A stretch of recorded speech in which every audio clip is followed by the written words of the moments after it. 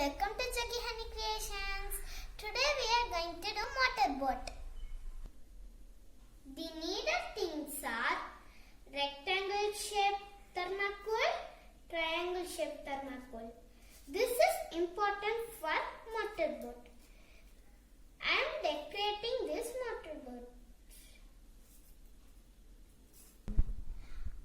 I decorate it like this. You can decorate it in your own. Next we need wire, connector, HW battery, fan, switch, motor, gum. Now I am going to press this part.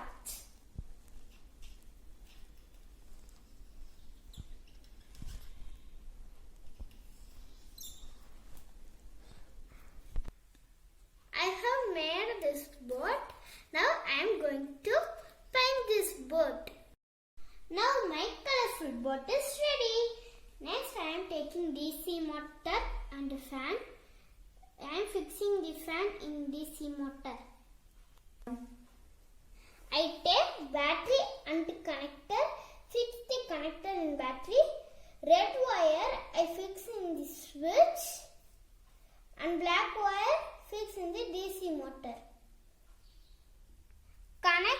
Take one wire and connect it to DC motor and switch.